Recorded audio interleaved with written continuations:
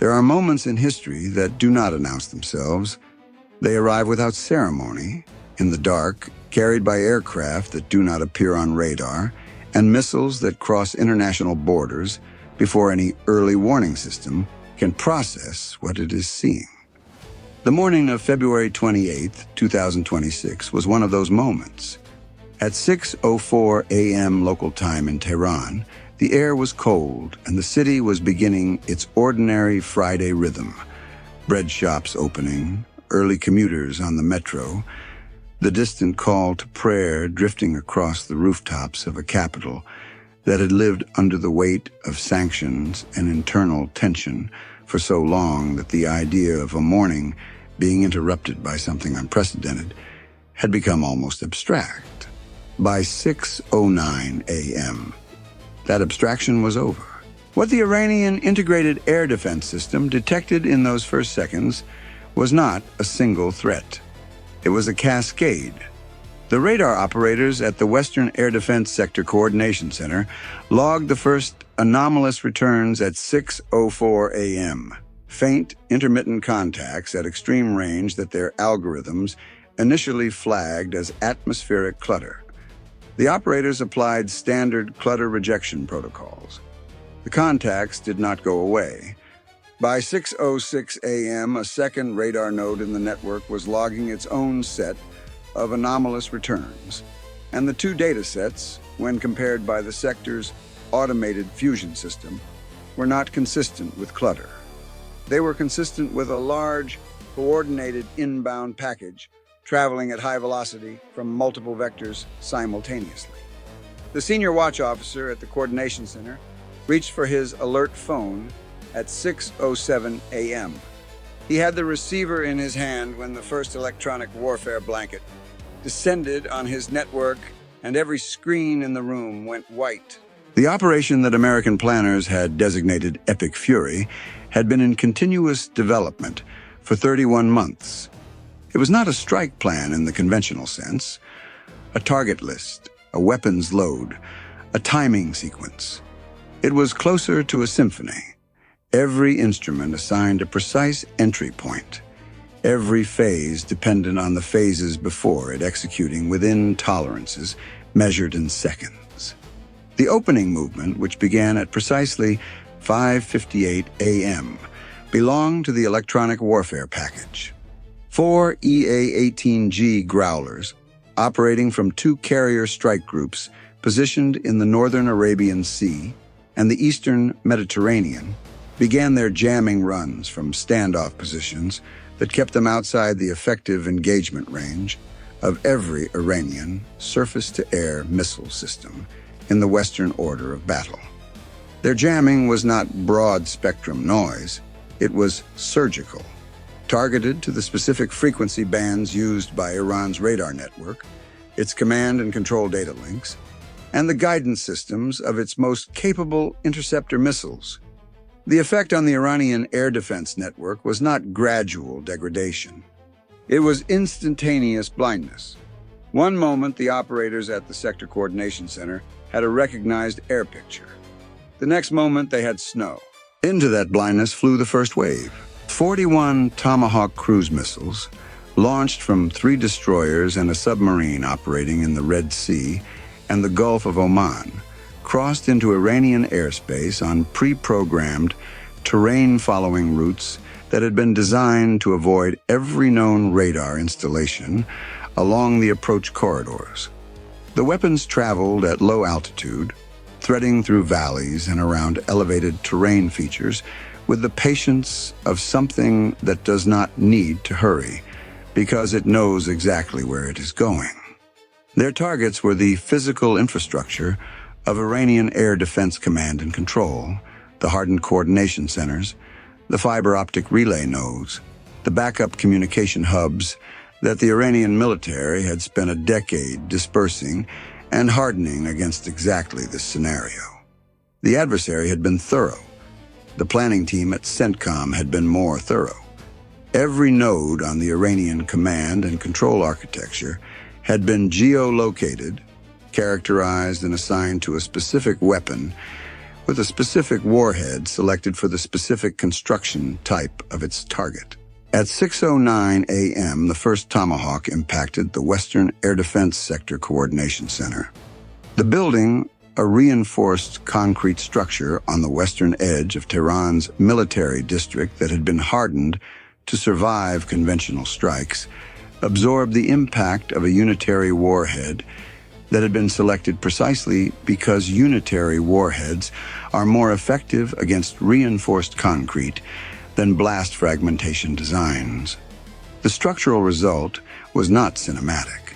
There was no massive fireball visible from across the city. There was a sharp, deep detonation, a column of dust and debris, and then the specific silence of a building that has lost its structural integrity.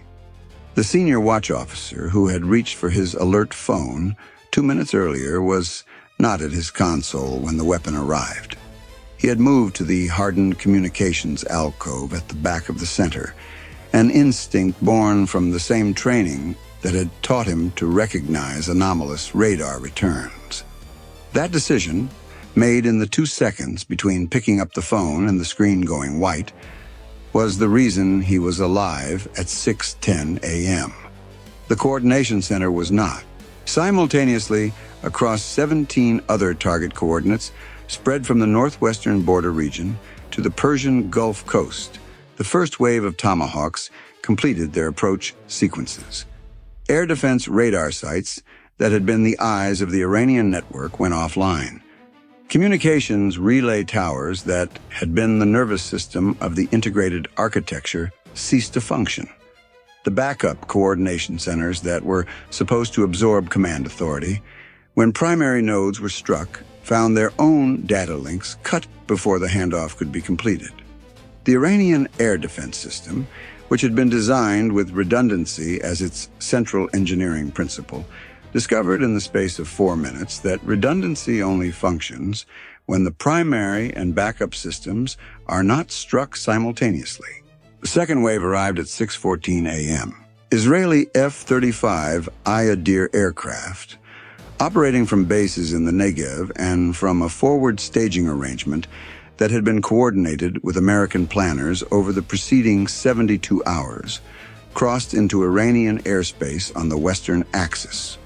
They carried a mixed loadout of Rampage standoff ballistic missiles and Spice 2000 precision glide bombs, their stealth profiles reducing their radar cross-sections to a level that the already degraded Iranian detection network could not resolve into coherent tracks.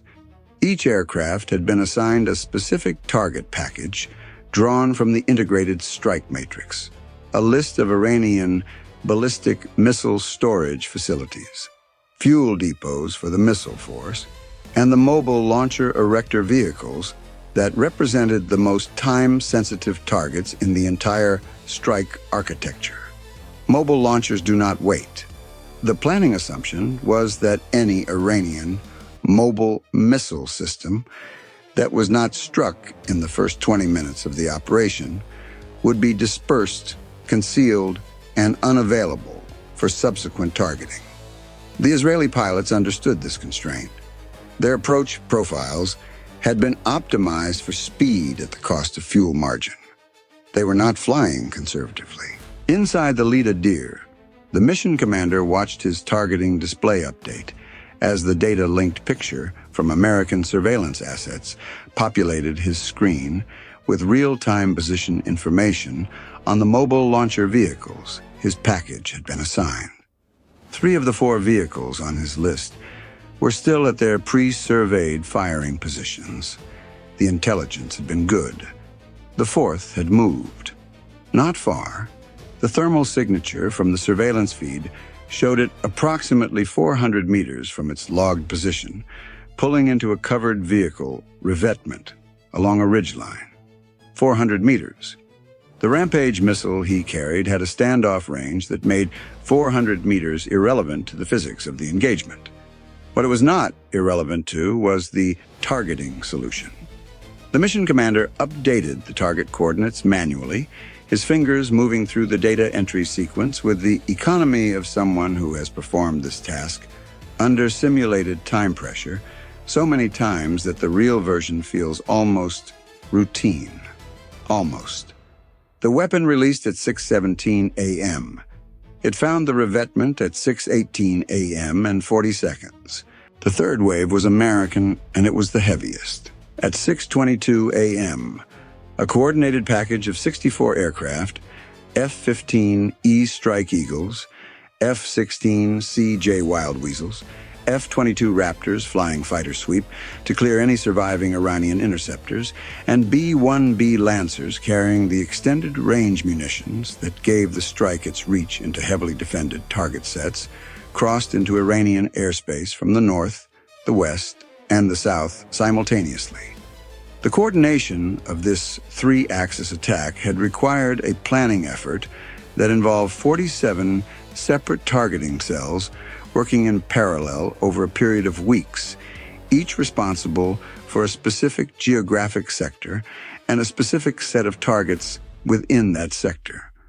The deconfliction of the airspace, ensuring that 900 aircraft from two nations, operating in a contested environment with degraded communications, did not create fratricidal engagements, had required a level of operational precision that would be studied in military colleges for the next generation.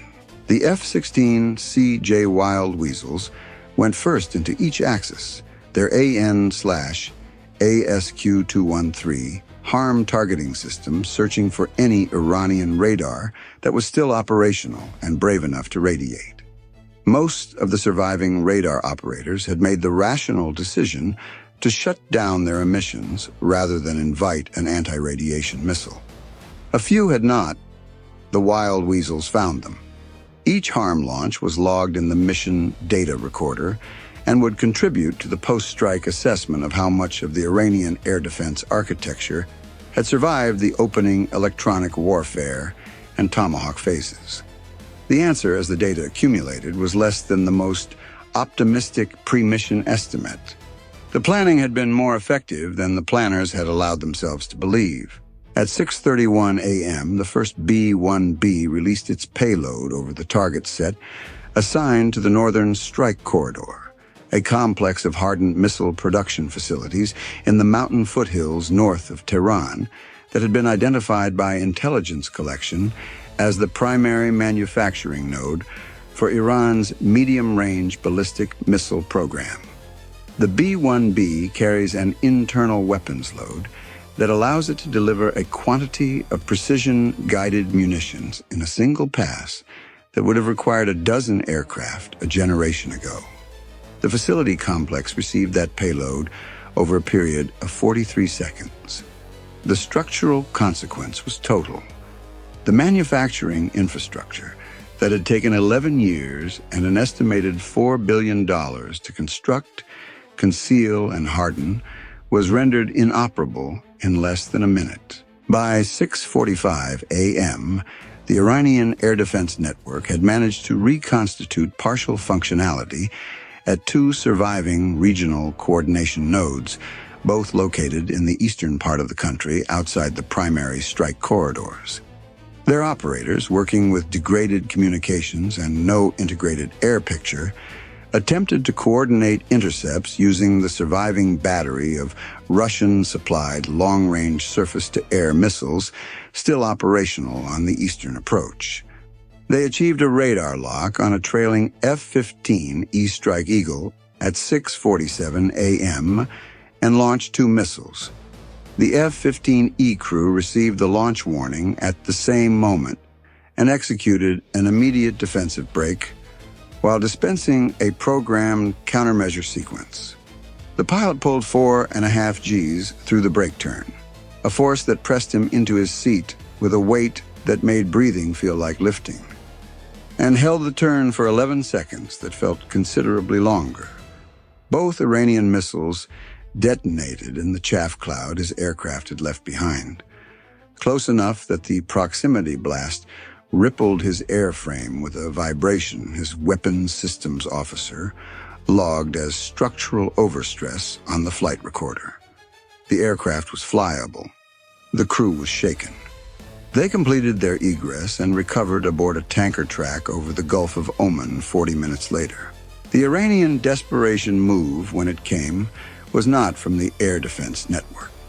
It came from the IRGC's independent command structure, which had maintained a parallel communications architecture specifically to survive the kind of decapitation strike that had just occurred. At 7:03 a.m., 17 minutes into the strike package's heaviest phase, a salvo of 11 Shahab-3 ballistic missiles launched from mobile platforms in the Zagros mountain region on a trajectory toward the American carrier strike group in the northern Arabian Sea. The launch was detected by space-based infrared system satellites within 8 seconds, and the data was passed to the strike group's Aegis combat systems before the missiles had completed their boost phase. The air warfare coordinator aboard the cruiser USS Lake Erie had exactly 4 minutes and 20 seconds between threat detection and predicted impact to coordinate the defense. What happened in those 4 minutes and 20 seconds in the Aegis Combat Information Center was a compressed version of every decision the Navy had trained its people to make. The coordinator allocated SM-3 Block 2A interceptors from 2 ships simultaneously, calculated the engagement geometry against each inbound track, and authorized the launch sequence at 7:04 a.m. The first SM-3 left its vertical launch cell at 7:04 a.m. and 14 seconds. The engagement unfolded in the upper atmosphere, where the physics of hit-to-kill intercepts play out in a silence that no one on the surface can hear. Of the 11 inbound tracks, 9 were intercepted. The 10th missile's re-entry vehicle performed a late-phase maneuver that its manufacturer had not publicized in any open-source document, and that the American intelligence community had assessed as a lower probability variant of the system's guidance package. It performed the maneuver. It defeated the intercept geometry of the SM-3 assigned to it. The Aegis coordinator, tracking the track's revised trajectory in real time, shifted the second SM-3 originally designated for the 11th missile to the evading track and authorized the engagement at 7:07 a.m. The SM-3 found the re-entry vehicle at an altitude of 31 kilometers.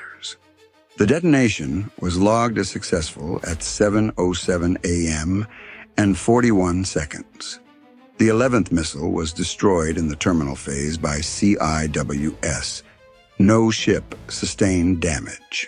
The coordinator sat back in his chair and exhaled.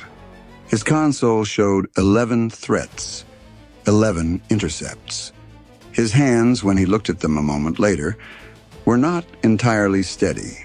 By 8:30 a.m., the strike package had completed its primary and secondary objectives, and the aircraft were in their egress corridors, burning fuel toward tanker tracks and recovery airfields across the region.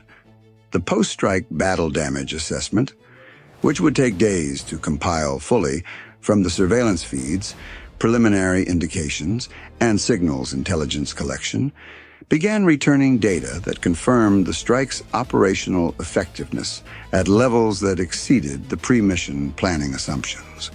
43 of 47 designated targets assessed as destroyed or severely damaged. The Iranian ballistic missile force's primary storage and launch infrastructure degraded by an estimated 68%. The integrated air defense network, which had been Iran's primary strategic insurance policy for 15 years, reduced to a collection of isolated, non-networked battery remnants with no coordinated command authority. The command and control architecture, the nervous system that connected Iranian military power across all domains, severed at its primary and secondary nodes. At 9:14 a.m., Central Command issued a brief operational statement confirming that United States and partner forces had conducted a large-scale precision strike operation against Iranian military targets across multiple geographic sectors. The statement did not describe the number of aircraft, the number of weapons expended, or the specific targeting logic that had driven the strike sequence. It did not need to. The Iranian government's own communications, which American signals intelligence was monitoring in real time, described the situation more comprehensively than any official American statement could have. By 9:30 a.m., internal Iranian military communications were characterizing the event as a systematic and coordinated dismantlement of their integrated defense architecture. Language that, stripped of its operational context, was entirely accurate. The cost of the operation was not zero. The F-15I Strike Eagle crew, whose aircraft had been shaken by the proximity blast, would spend 48 hours in medical evaluation before being cleared for flight duties. Their aircraft would require depot-level inspection of its airframe structure before returning to service. The SM-3 interceptors expended by the carrier strike group represented an inventory depletion that would take months to replace through the production pipeline. A strategic logistics reality that the planners had acknowledged in the pre-mission assessment and that the post-mission review would flag as a systemic constraint on sustained high-intensity operations.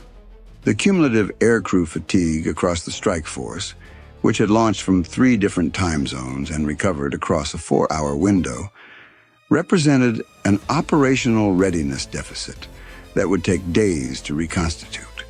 And somewhere in a hardened communications node in the eastern Iranian mountains, a surviving watch officer was already beginning to compile damage reports and transmit them up a reconstituting chain of command.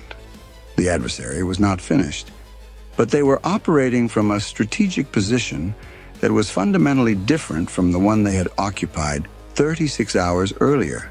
900 strikes in 12 hours. 43 targets destroyed or severely damaged. An air defense network reduced from integrated architecture to isolated remnants. A missile force with 68% of its infrastructure rendered inoperable.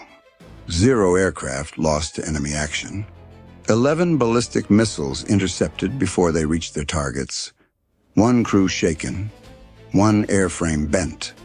1 nation's military posture fundamentally altered in the space of a single morning. The geometry of deterrence is written not in treaties or declarations, but in the precise coordinates of what you are willing to reach and what you are capable of hitting when you decide to reach it. On the morning of February 28, 2026, American Air Power wrote that geometry in fire across 17 target sets in 3 time zones against a nation that had spent a generation building its defenses against exactly this possibility. The defenses failed not because they were poorly constructed. They failed because the force that came for them had spent 31 months learning every detail of how they were constructed. What you build to stop them, they have already studied. What you harden to survive them, they have already assigned a weapon to. The line between deterrence and dominance is measured not in rhetoric, but in the seconds between the first radar contact and the last impact. On this morning, those seconds belong to the United States Air Force. The sky remembers nothing. The mission record is permanent.